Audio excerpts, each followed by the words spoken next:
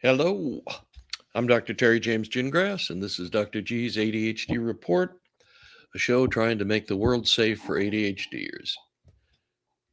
ADHD, as we talked about last time, is sometimes a special problem over the holiday season. And last time I gave you a whole bunch of suggestions on what to do to kind of minimize episodes, shall we say. But the important thing you need to do is that, if you're going to be strategic, you got to go all in. Okay. By strategic, I mean you plan ahead, you look at what's going on, you figure out how to minimize untoward events and so on.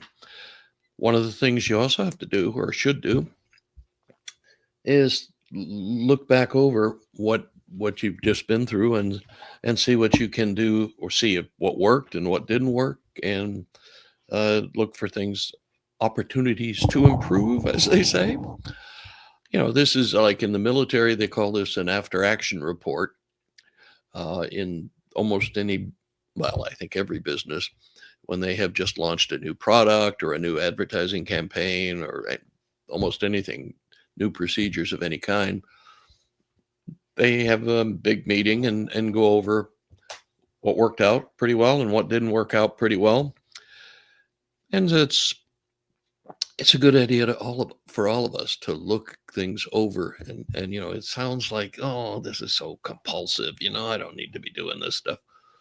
But it really does improve performance. And it gets people communicating also. So that's kind of an important thing. And, one of the things after I go to a family gathering is that just because people have ADHD themselves doesn't necessarily mean they're going to be tolerant of other people's ADHD. It's sort of, as a neurotypical myself, it's kind of funny to look at, but it's still a pain to deal with. So just be aware that they're not necessarily going to be on your side, on your team, on your child's, and tolerate your child's behavior just because they've got ADHD all over the place in their family. Okay, so some questions. Number one, did you actually do some of the things that were suggested? Did you plan ahead and anticipate the things that could happen and that you probably didn't want to happen? So, okay, that's one thing. And if you didn't, how did it work out? And if you did, how did it work out? I mean, you're trying to just improve things for everybody, not just your kid and not just yourself. Okay, so the other thing I talked about, and I've talked about this before, but ADHDers, they have emotional regulation problems. Whether they want to give it a fancy name or not, it's just the idea that if you're impulsive with a lot of stuff, you're probably going to be impulsive about your emotions as well. And that's, basically what you're trying to do is keep them from losing control, basically. I mean, they lose control because it's a neurologic condition and they get overwhelmed easily because their brains are always open. I mean, all channels are all open and taking in information. So they can get overwhelmed pretty easily. I mean, a lot of times they can get overwhelmed if you take them to Walmart or Target or one of those big department stores, just because there's so much going on and they don't filter it real well. And that leads to the distractibility, that leads to the being overwhelmed, that leads to temper tantrums and frustration and all that other stuff. So one of the things you can do to help them is, if you don't know it yourself, you need to learn some relaxation techniques or meditation techniques, whatever. Back when I started out in behavioral medicine, you couldn't say meditation because people got facial tics, Eastern crap, now it seems like it's pretty well accepted. But you've no, it's still not like everybody gets trained in this stuff. And there are all kinds of different techniques, and depending on basically what your primary representational system is, which is just a fancy way of saying, are you more auditory or more visual or more tactile? Okay, there are about three main ways. Whoops, where am I? Three main ways uh, of processing information that leads to learning. One is auditory. Just tell me about it, or let me read the book, and I'll do just fine. The other is I want to see the video, or I want to see somebody do it. Or the last one is I have to do it myself. I have to actually touch it and move it and all that stuff before I learn how to handle things. So whichever one your kiddo is, mine seem to be all visual. I'm not sure if that's for everybody, but my wife, my two kids that have ADHD, they're all real visual and have crazy sharp memories, but that's a whole different. But just practicing relaxation training. I'll tell you the simplest one to teach is just one of the breathing focus methods. Okay, and there are a couple of three of them.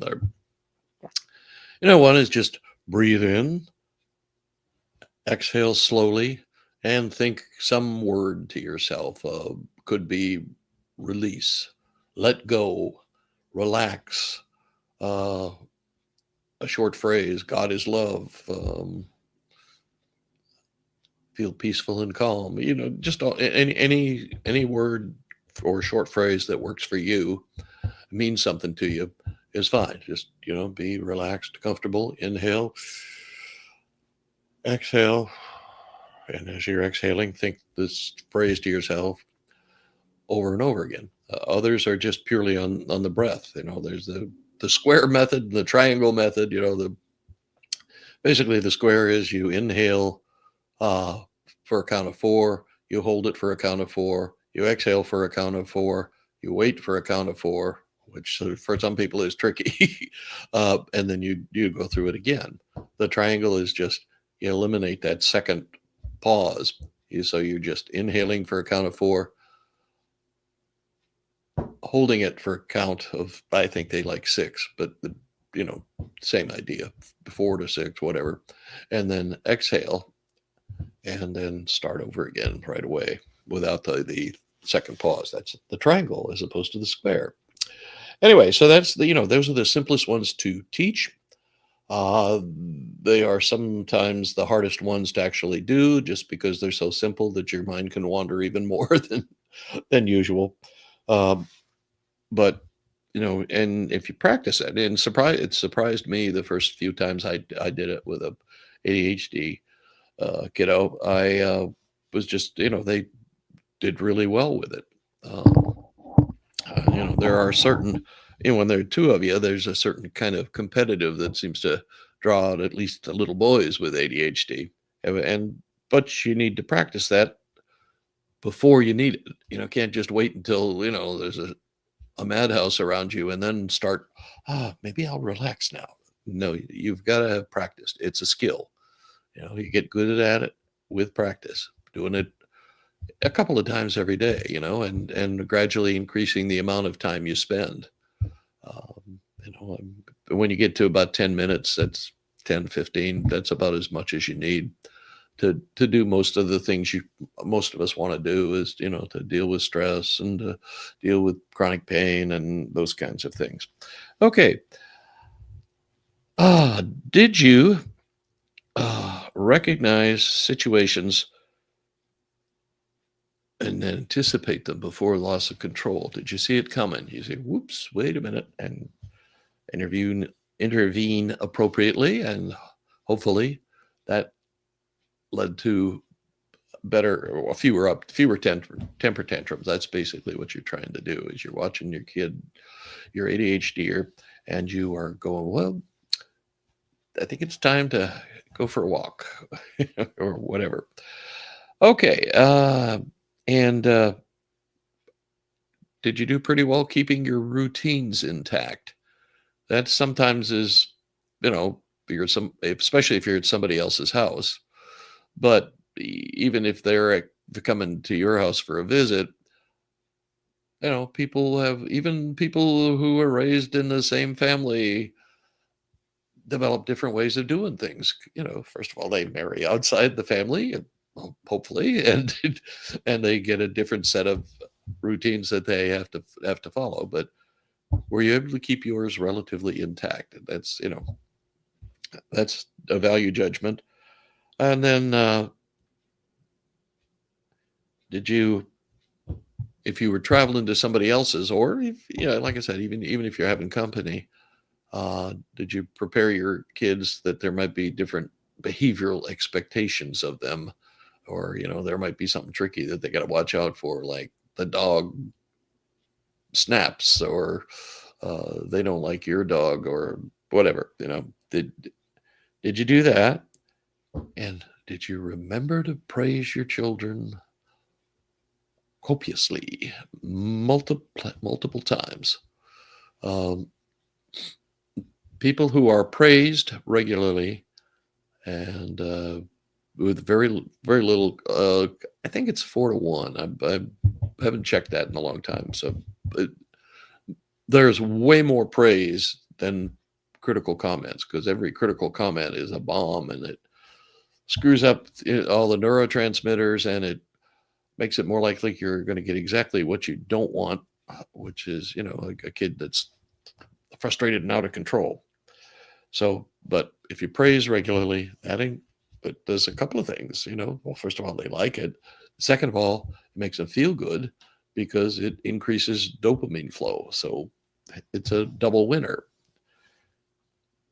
Critical comments, on the other hand, screw all of that up. They result in lower dopamine levels, a kid that's uncomfortable physically, neurologically, and more likely to have some problems. And did you remind yourself that you're supposed to observe? You're supposed to be paying attention to stuff, not just letting it all flow and, doing, just, waiting until something happens before you react. Or did you find yourself being more observant, more aware, that sort of thing? Because that's the game. That's the ball game. If you're, first of all, you got to know what's going on. I mean, in the neurology, you've got to have that. Well, you've got to keep up with what's going on, and as in neurologic research, neurophysiological research with these kiddos, and you've got to keep aware of your need to to be in charge. You can't, I mean, my first kid, I just basically, hey, I waited until something happened before I reacted. No problems.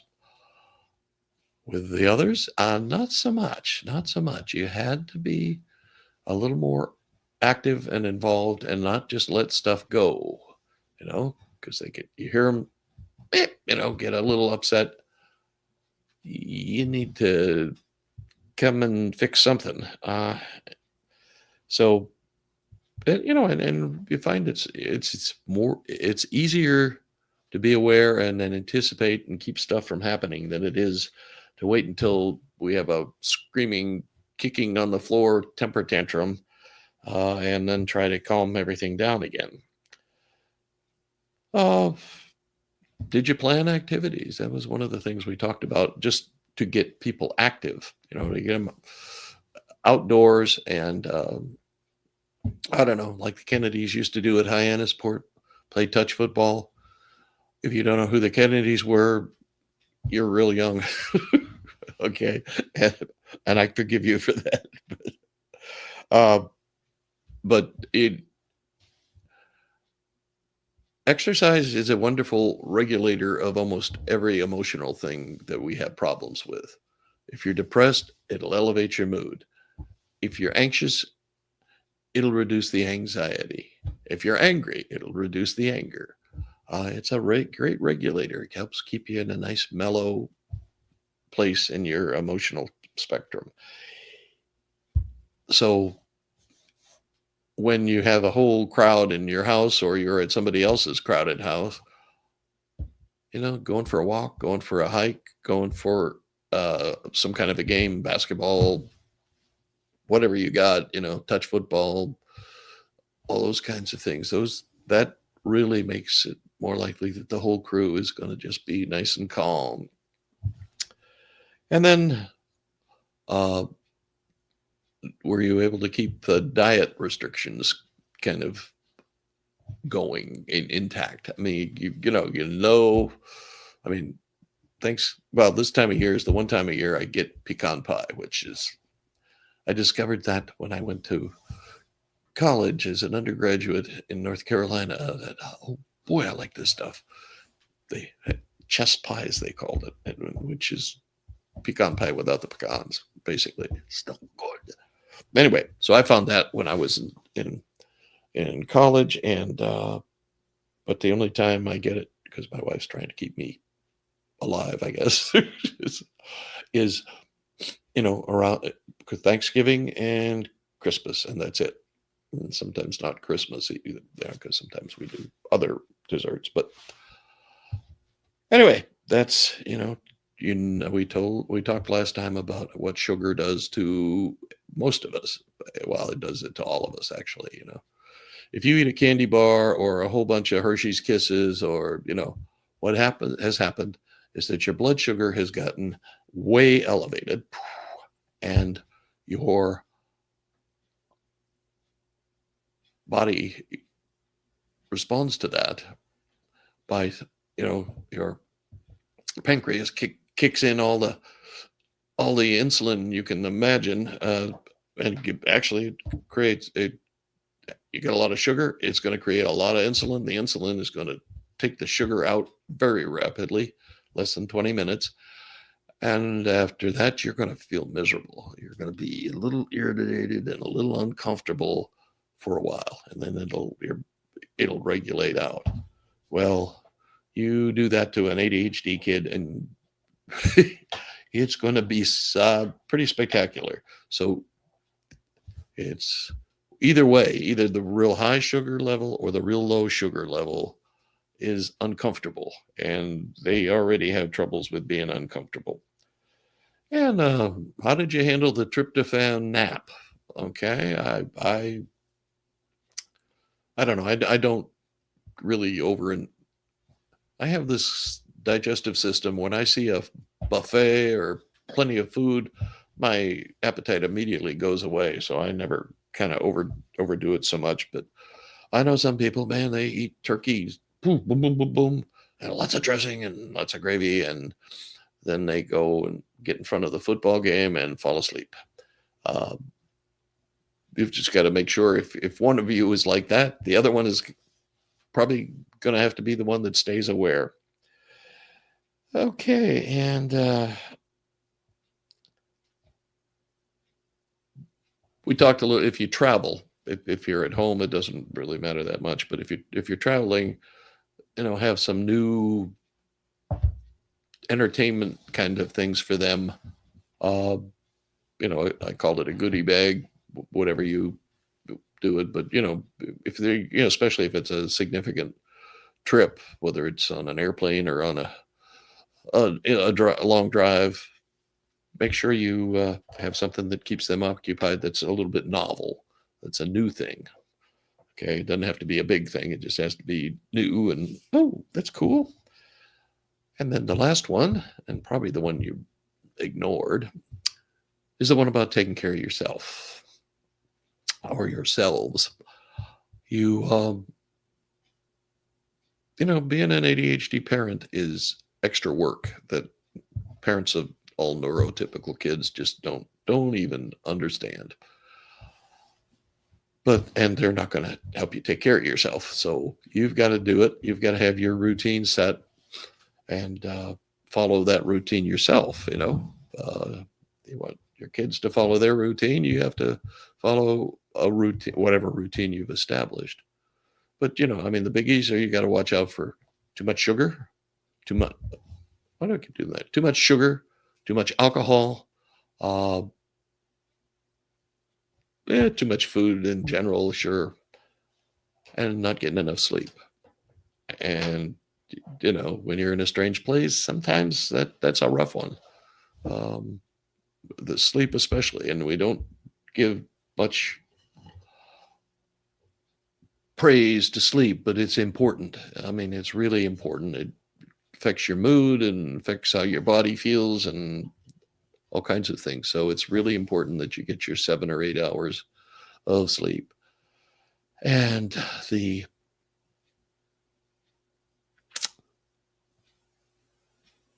you've got to figure out, you may need to, well, tag team kind of things, I know what tends to happen is the minute you go to somebody's house, or if you get a lot of people coming to your house, that divides, the women go into the kitchen, the men go into the where the football game is on. And I don't know if that's the way it's supposed to be, but that seems to be the way it is. And please don't write me letters. I'm not a sexist, honest. Uh,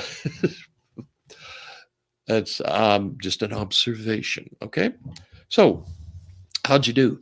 Did you do pretty well, or did you kind of say, oh, well, maybe next time, and then next time never come? You really need to get so you're doing at least some of these things. There are some that are probably more important than others, and it's for different people, different situations. But you need to get your routine set up, because in the long run, it makes life a lot easier for you. Okay. And please, give me some comments and suggestions for improving things, or stuff you'd like to see me cover, any of that stuff. I not only will try to do it, I'd actually appreciate it. Okay. I've been doing this for about 10 years now, and all by myself and weekly, and coming up with all the ideas for content. Well, a couple of times I had some people suggest that, but would be helpful anyway. And so we will see you next time. And remember, my website is terrygingrassphd.com. And we got a bunch of stuff on there. We're going to be changing it and upgrading and that sort of thing. But I do a lot of coaching with ADHDers, both I do executives, adults, late diagnosed parents. I do the neurotypical parent in an ADHD family, which is sometimes interesting. Okay, we will catch you next time, and do good stuff.